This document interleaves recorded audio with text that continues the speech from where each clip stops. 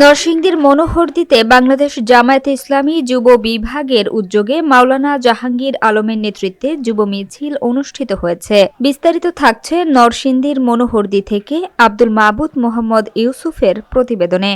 মনোহরদী উপজেলা যুব জামায়াতের উদ্যোগে নরসিংদী ৪ আসনের জামায়াত মনোনীত ও ১১ দলীয় জোটের সমর্থিত সংসদ সদস্য প্রার্থী মাওলানা মোহাম্মদ জাহাঙ্গীর আলমের নেতৃত্বে এক বিশাল নির্বাচনী যুব মিছিল অনুষ্ঠিত হয়েছে। কর্মসূচিটি গতকাল রাতে মনোহরদী উপজেলা স্বাস্থ্য কমপ্লেক্স প্রাঙ্গণ থেকে শুরু হয়ে মনোহরদী বাস স্ট্যান্ডে গিয়ে শেষ হয়।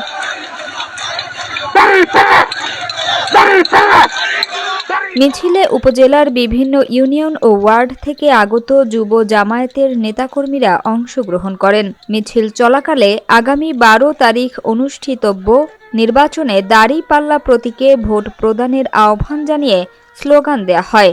একই সঙ্গে মাওলানা মোহাম্মদ জাহাঙ্গীর আলমকে সালাম জানিয়ে এবং বাংলাদেশ জামায়াতে ইসলামী ও ইসলামী ছাত্র শিবিরের পক্ষে নানা স্লোগানে পুরো এলাকা মুখরিত হয়ে ওঠে।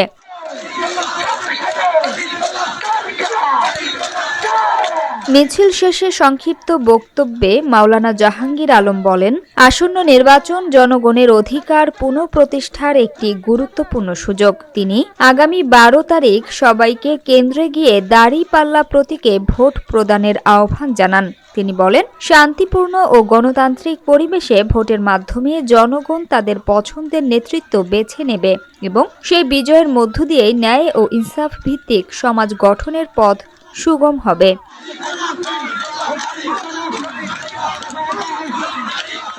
যুব মিছিলে উপজেলা যুব জামায়াতের দায়িত্বশীল নেতৃবৃন্দ সহ স্থানীয় পর্যায়ের বিভিন্ন ইউনিটের কর্মীরা উপস্থিত ছিলেন। শান্তিপূর্ণ পরিবেশে কর্মসূচি সম্পন্ন হয় এবং আইনশৃঙ্খলা পরিস্থিতি স্বাভাবিক ছিল বলে আয়োজকরা জানান।